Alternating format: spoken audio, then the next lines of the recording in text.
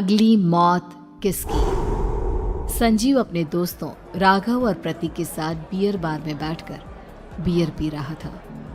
संजीव आज बहुत खुश लग रहा था। अरे यार, आज की पार्टी में तो मजा आ गया। तुम दोनों दोस्तों के साथ तो मेरी जिंदगी इतनी अच्छी है कि क्या बताओ कितनी अच्छी है। अरे भाई, अब दोस्ती की है तो जीना मरना सब साथ में। हाँ अरे अरे यार सुनो, जल्दी से एक बियर और ऑर्डर करते हैं ना, एक आखिरी, और उसके बाद ये जश्न यहीं खत्म हो जाएगा। अरे हाँ हाँ, क्यों नहीं। वेटर, जल्दी से 2 बियर की बोतल लेकर आओ। आज मेरे दोस्तों को जश्न मनाना है, क्यों? इतने में वहां पर एक बहुत सुंदर लड़की छोटे छोटे कपड़े पहनकर हाथ में बियर की बोतल लेकर उसके पास आती है। ये लीजिए, आपने बियर ऑर्डर की थी ना, मैं लेकर आ गई। क्या बात है यार, इस बार की वेटर तो बड़ी सुंदर है। अब बियर लेकर आई हो तो अपने हाथों से ही पिला दो ना। हाँ हाँ, क्यों नहीं, जैसा आप बोलोगे मैं वैसा ही करूँगी। क्या बात है यार, अब तो लगता है रोज यहीं आना पड़ेगा। उसके बाद वो लड़की उन तीनों को बियर सर्व कर देती है।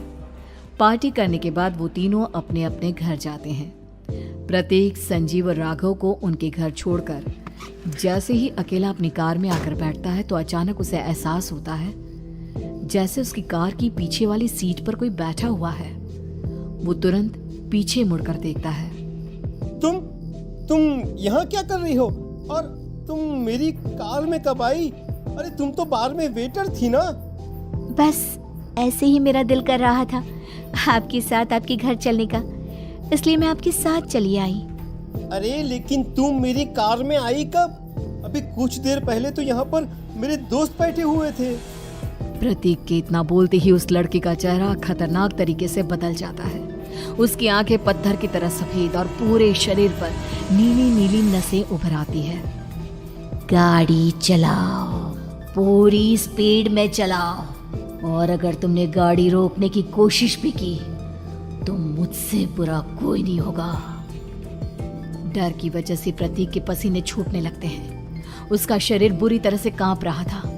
प्रतीक बिना कुछ सोचे समझे कार को फुल स्पीड से चलाना शुरू करता है। चलते चलते वो शहर से दूर एक पहाड़ी पर पहुंच जाता है और सामने अब सिर्फ पहाड़ी का किनारा दिख रहा है, जिसे देख प्रतीक घबराकर अचानक से कार को ब्रेक लगाता है। देखो देखो देखो देखो, मुझे छोड़ दो मुझे।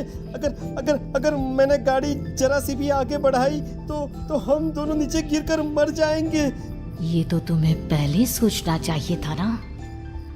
अब कुछ नहीं हो सकता।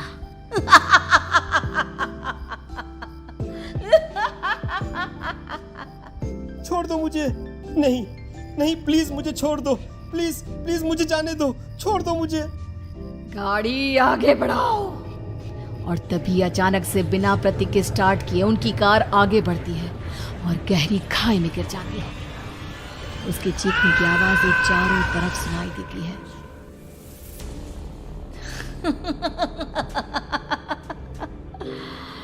तुझे मारकर मेरे कलेजे में जल रही आग को थोड़ी शांति तो मिल गई, लेकिन अभी ये कहानी खत्म नहीं हुई। और फिर अगले दिन राघव और संजीव को पता चलता है कि प्रतीक की पहाड़ी से नीचे गिरकर मौत हो गई। अरे कल रात की तो बात है यार, हम सब बैठकर पार्टी कर रहे थे, लेकिन मेरी एक बात समझ में नहीं आ रही।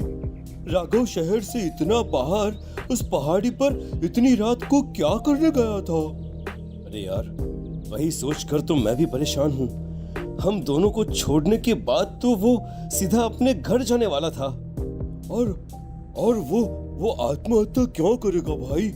कल रात तक वो कितना खुश था, हमारे साथ सेलिब्रेट कर रहा था। हाँ, लेकिन पुलिस ने तो यही कहा है कि प्रतीक ने अपनी कार को जानबूझकर पहाड़ी से नीचे गिरा दिया और आत्महत्या कर ली। अरे यार संजीव, मेरी तो कुछ भी समझ में नहीं आ रहा है। चल ठीक है, अब मैं अपने घर जाता हूँ। Okay bye. राघव अपने घर में अकेला था। दोपहर का वक्त था। तभी दरवाजे की घंटी बजी। कौन है? अरे 1 मिनट रुको, अभी आता हूँ। राघव ने जैसे ही दरवाजा खोला उसने देखा कि सामने एक बहुत खूबसूरत लड़की खड़ी हुई है। कौन है आप और यहाँ किससे मिलने आई हैं? देखिए ना, बाहर बारिश शुरू हो गई थी, मेरी गाड़ी खराब हो गई है। आपका घर नजर आया तो सोचा कुछ हेल्प ले लेती हूँ। क्यों नहीं, आइए ना, आइए आइए। मेरे कपड़े पूरे भीग चुके हैं, क्या आपके पास टॉवल मिलेगा प्लीज? राघव अपने बाथरूम से एक टॉवल लाकर उस लड़की को देता है। थैंक यू सो मच, अब मैं चलती हूँ। अरे इतनी क्या जल्दी है? आप चाहे तो बारिश रुकने तक यहाँ पर रुक सकती हैं। हाँ। लड़की ने पलटकर राघव की तरफ देखा। नहीं, मुझे जाना होगा, मेरा काम बाकी है। और वो वहां से चली गई। उस लड़की के जाने के बाद राघव अपने बाथरूम में नहाने के लिए गया और जैसे ही उसने बाथरूम में देखा तो उसका टॉवल वहीं पर लटका हुआ था। उसने टॉवल हाथ में लिया तो देखा कि उसका पूरा टॉवल खून के धब्बों से सना हुआ है। अरे अरे ये क्या? ये टॉवल तो मैंने उस लड़की को दे दिया था। ये वापस मेरे बाथरूम में कैसे आ गया? और इस पर ये खून के धब्बे कहाँ से आ गए? राघव ने आईने में देखा तो उसकी गर्दन पर एक बड़ा सा चाकू का कट लगा हुआ था जिससे खून बह रहा था, जिसे देख राघव के होश उड़ गए। हाँ, अरे ये क्या? मेरी गर्दन इतनी ज्यादा कटी हुई है और मुझे दर्द भी नहीं हो रहा है। ये क्या हो रहा है मेरे साथ? राघव घबराकर बाथरूम से बाहर आया और अपना मोबाइल उठाकर उसने संजीव को फोन लगाया। संजीव जल्दी से मेरे पास आ जाओ। मुझे लगता है कुछ बहुत बड़ी गड़बड़ है, जल्दी आ जाओ। उधर से आवाज आई, लेकिन वो आवाज संजीव की नहीं बल्कि एक लड़की की थी।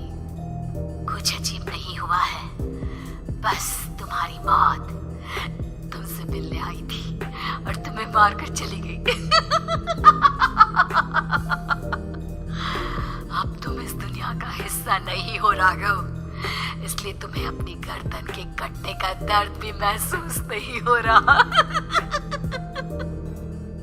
नहीं, ऐसा नहीं हो सकता, ऐसा नहीं हो सकता।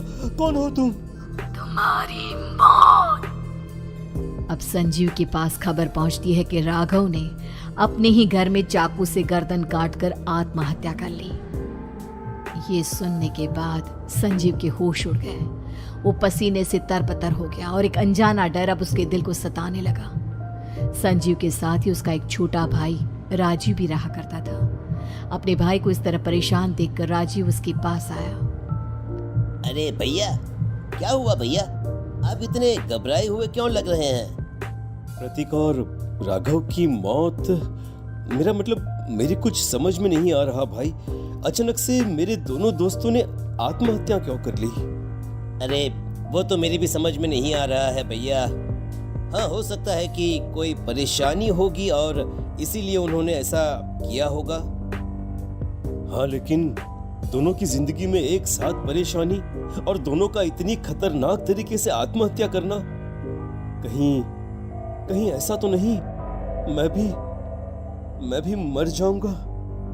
अरे आप ऐसी बातें क्यों कर रहे हैं भैया? वैसे ही मैं इतना परेशान हूँ। जब से अंजलि ने मेरा साथ छोड़ा है तब से सब कुछ बहुत अजीब सा हो गया है। रोज रात को डरावने सपने आते हैं। ऐसा लगता है जैसे अंजलि बार बार मेरे सपनों में आकर मुझे डराने की कोशिश करती है। अंजलि का नाम सुनते ही संजीव की आंखें फट गई और उसके गले में आवाज अटक गई। उसके चेहरे पर घबराहट साफ नजर आ रही थी। कौन थी वो लड़की जिसने प्रतीक और राघव को आत्महत्या की आड़ में मौत के घाट उतार दिया? और कौन थी अंजलि जो बार बार राजीव के सपनों में आकर उसे डरा रही थी? अंजलि का नाम सुनकर संजीव इतना घबरा क्यों गया? इन सवालों के जवाब जानने के लिए देखिए इस खतरनाक कहानी का अगला भाग।